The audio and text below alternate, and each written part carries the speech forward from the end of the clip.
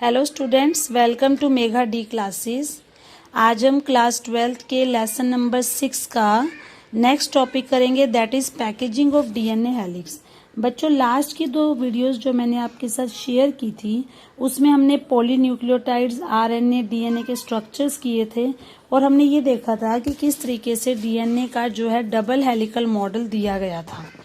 अब क्वेश्चन ये आता है कि ये जो डीएनए का डबल हेलिकल मॉडल है ये हमारे न्यूक्लियस के अंदर, क्रोमोसोम के अंदर किस तरह से पैक्ड होता है।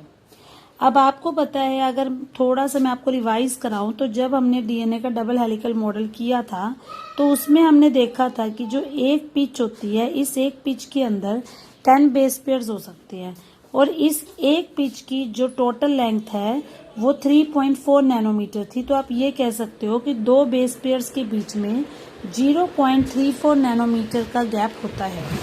अब अगर हम ये मान के चलें कि हमें डीएनए डबल हेलिक्स की लेंथ कैलकुलेट करनी है तो लेंथ निकालने के लिए आप ह्यूमन के जितने भी नंबर ऑफ बेस पेयर होते हैं उसको डिस्टेंस के साथ मल्टीप्लाई कर दोगे।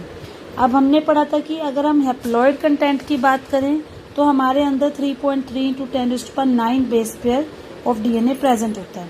बट अगर आपको पता होगा हमारी जो बॉडी, हम मोस्टली डिप्लॉयड ऑर्गेनिज्म है क्योंकि हमारे अंदर जो क्रोमोसोम है वो 2 सेट में प्रेजेंट होता है।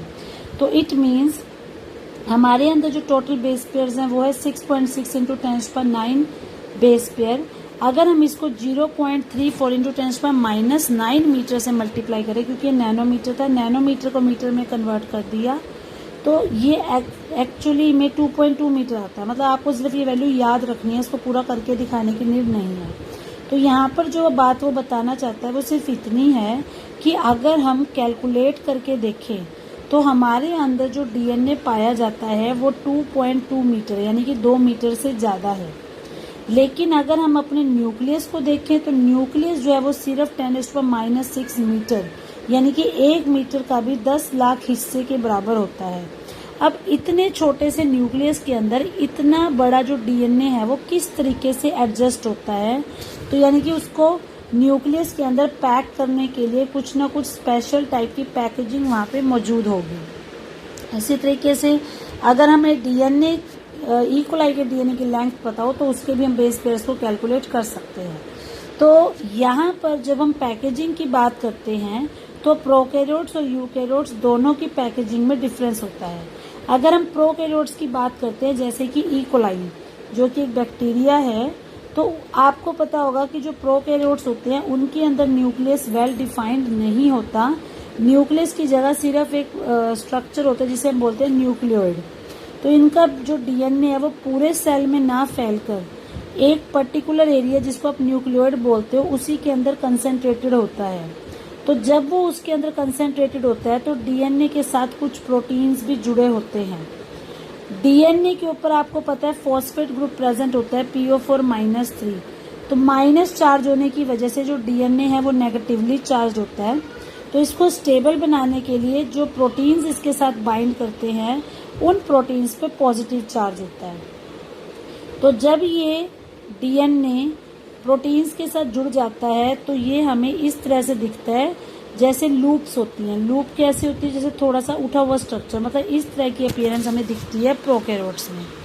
इसी तरीके से जब हम बात करते हैं यूकैरियोट्स की तो यूकैरियोट्स में भी यहाँ तक तो बेटा ये चीज़ सेम है कि डीएनए जो है वो नेगेटिवली चार्ज है और जो प्रोटीन्स है वो पॉजिटिवली चार्ज है, उनके साथ वो बॉन्डिंग करेगा।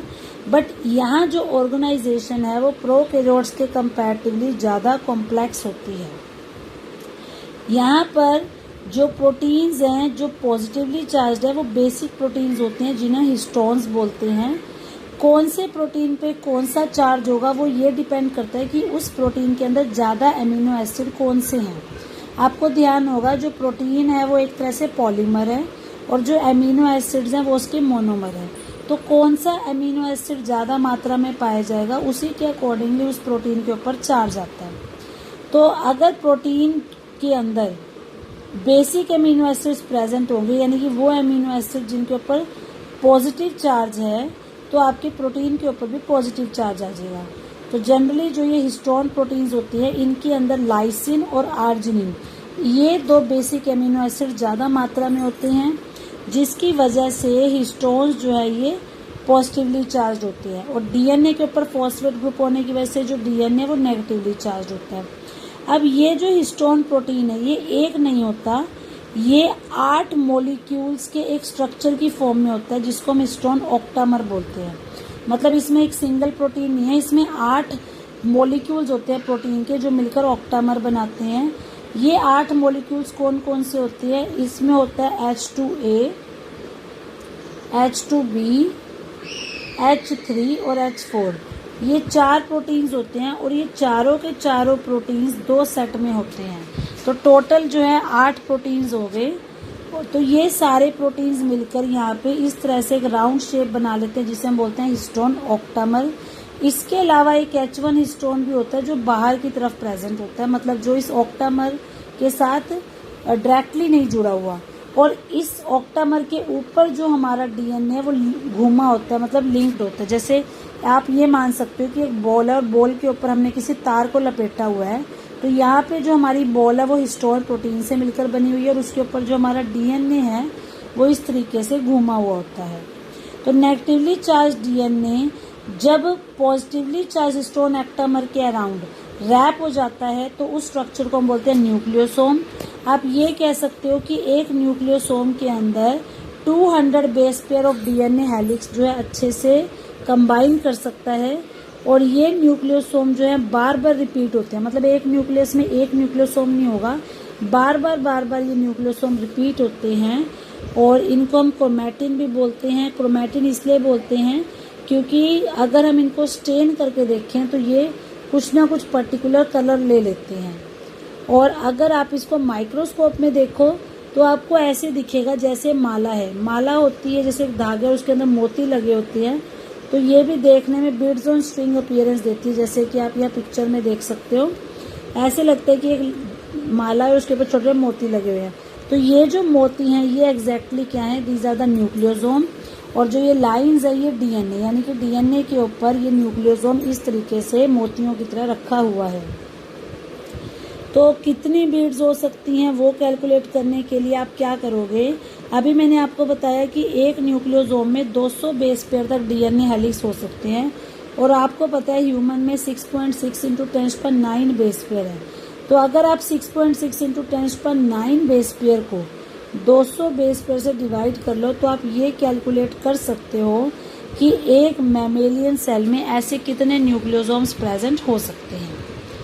तो जब ये क्रोमैटिन के अंदर हमें बीड्स ऑन स्ट्रिंग अपीयरेंस दिखती है, मतलब इस तरह का स्ट्रक्चर बन जाता है, तो ऐसे बहुत सारे स्ट्रक्चर्स आपस में जुड़ के क्रोमैटिन फाइबर्स बनाते हैं। मतलब इस तरीके से बहुत सारे स्ट्रक्चर्स मिलके फाइबर्स बनाएंगे, फिर यही फाइबर्स आपस में क्वाइल्ड होते जाएंगे, कंडेंस होते जाएंगे, ताकि क्रोमोसोम बनाए।